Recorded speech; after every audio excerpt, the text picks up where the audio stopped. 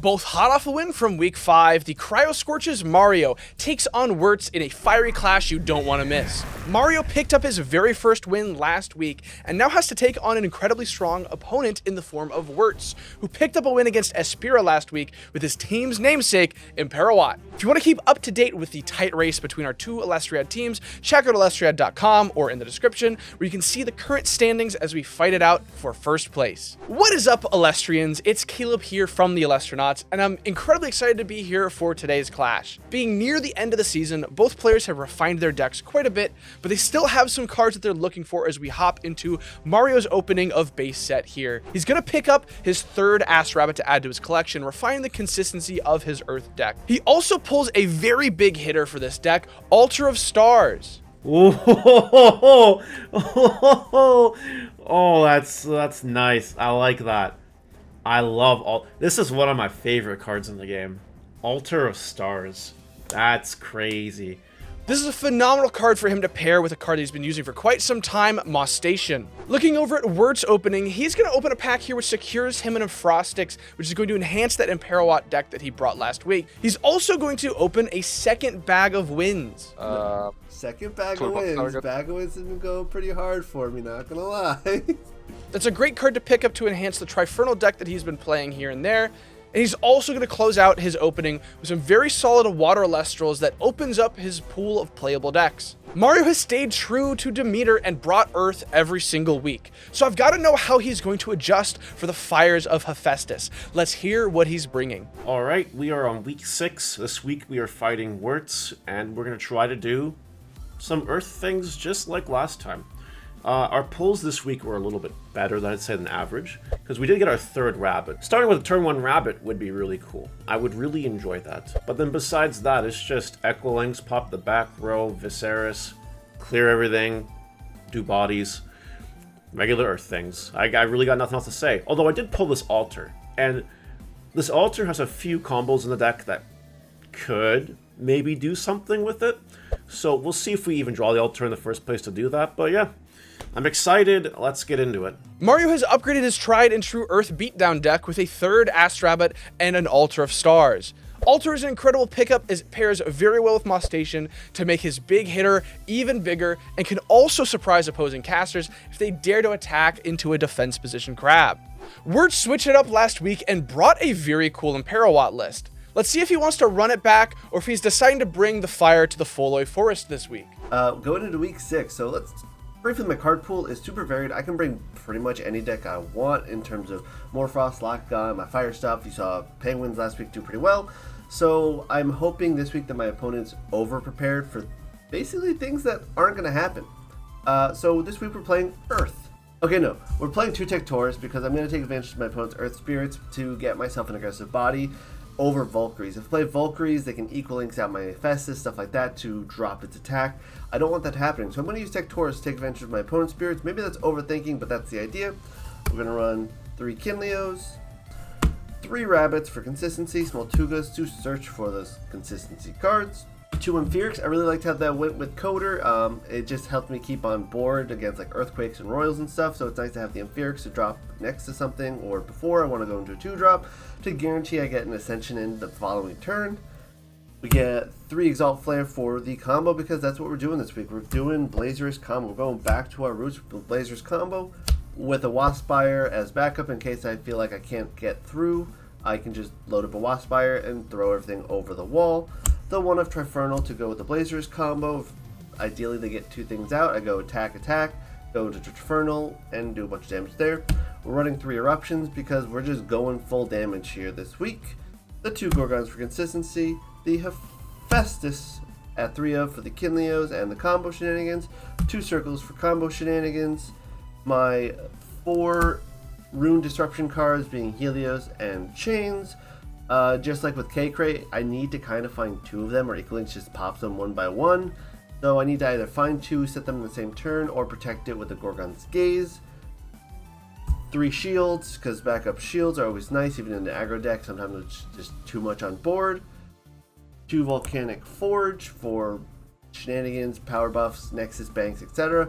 And 1 Bag of Winds, because we saw that tech against Coder, to protect the Trifernal. That does decently do well against Earth if he has no board at all, because I will be able to pop Equal Inks before Equal Inks play. But if he has a board and I do Bag of Winds Trifernal, it's too late already. So I have one bag to hopefully do the Trifernal shenanigans. That's the deck, and I'll see you guys in the match.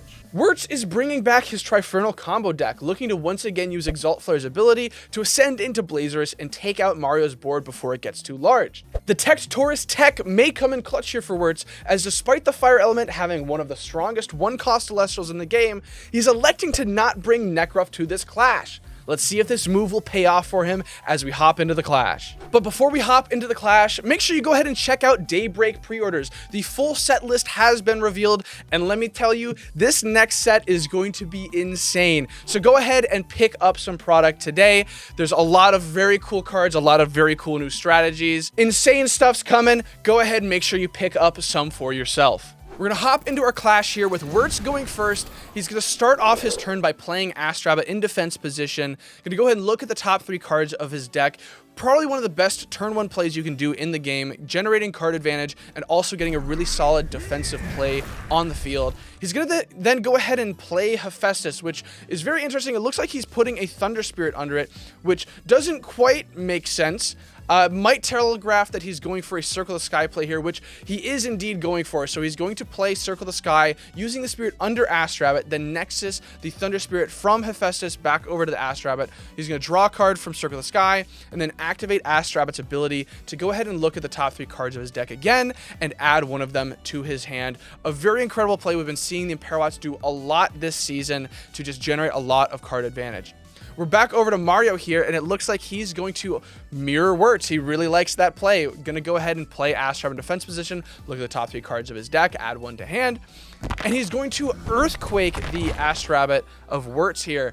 You know, a very common thing that people will do. We don't want your opponent to be generating too much card advantage. Don't want them to be, using Astrabbit's ability too frequently, and just getting that very large defensive body off board can be really advantageous for you. Werts is going to go ahead and expend a draw here, maybe not seeing what he wants to see in hand, doesn't have really anything to be casting. He's just going to pass it over to Mario, not doing a whole lot, just drawing. There's a great thing about this game is you can just keep drawing if you need it, and Werts is going to take advantage of that. Mario is going to rock out the Astrabbit in attack position here, look at the top 3 cards, set 2, and it looks like he's going to go swinging for 2. Werts is going to be taking 2 damage here.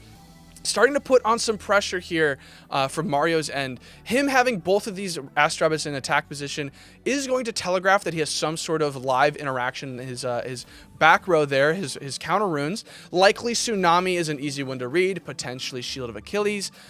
These are both things that Werts is going to be thinking about as he decides his next play here. He's going to go for Tectorus. This is something that we saw in the deck profile, but in this case, weirdly enough, into the Earth deck, the only enchanting Earth spirit on the field is the one under Tectorus, so it's only going to be a 4 attacker. Still more than enough to get over Astrabbit. Werts is going to set a defensive card here. Potentially bluff, maybe it's live, we'll find out. He's going to swing into one of the Astrabbits. Mario's going to think about his play here, and he's going to go for the Tsunami. So, if your opponent ever decides to start swinging with Astrabbits, that Tsunami in attack position, probably going to be there. Werts is going to go ahead and pass it over to Mario, who's going to cast Elechick for turn. Going to let him go and search his deck for a Divine Rune. Being that we are in the Elestriad, the only one that Mario's allowed to play here, and as we know from the deck profile, is going to be Demeter, which he'll go ahead and play.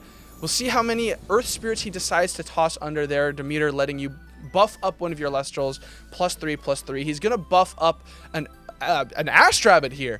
This is a very interesting play that allows him to play around Shield of Achilles potentially from Werts, such that if there is a shield back there, he swings with one of the Elechicks, it gets shielded, he swings with the Astrabbit, he gets over Tectorus no matter what here. He's going to go with the Astrabbit first, something that we'd probably want to be bounced to hand more than the Elechick, as we can get that look at the top 3 effect one more time with the big defender.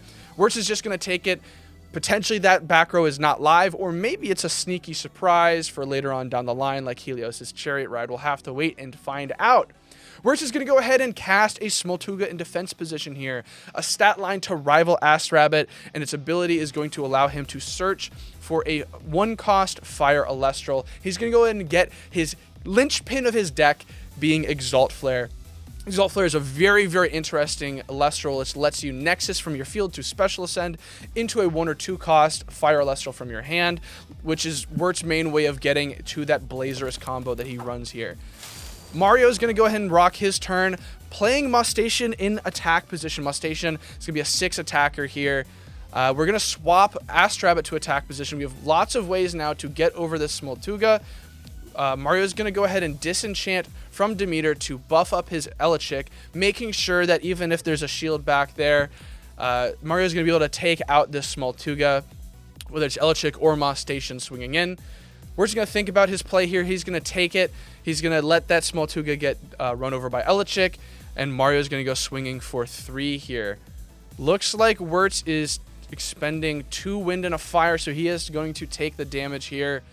And that's going to bring him down to 9. There are, surprisingly, fairly even spirits in Spirit Deck. However, the spirits on board, very clearly, wide difference here. But Werts in the draw phase, going to activate Helios' Chariot Ride. This is a very scary card for Mario to see here. It means that none of Mario's back row is live for the rest of the turn. There's nothing he can do. Anything that Werts is going to do here will happen. He's going to start off by Exalt Flaring here. Very, very scary stuff. That means that it's almost guaranteed that we've got Blazers in hand from Wert's perspective here. Doesn't matter if he's only at 6 spirits left in deck. He's going to be able to get out the Hephaestus. He's going to be able to Nexus to the Exalt Flare, and we're going to see Trifernal this turn. It's going to happen. Mario's going to take a lot of damage here. So we've got Exalt Flare on the field. We're Nexusing 2 to it for its effect, and we're going to ascend from our hand into another Exalt Flare. This is a very strange play here. Wasn't expecting this. We're going to go for the Exalt Flare ability again. We can do it each time for each of our Exalt Flares, so we're allowed to use the effect again. We're going to put ourselves at 1 spirit here for Werts. We've got a gigantic Blazerous with that is 6 spirits underneath it. We're going to swing for a lot of damage here over Mario's board. Mario may be regretting swinging for so much damage and getting maybe a little too greedy on his opponent here.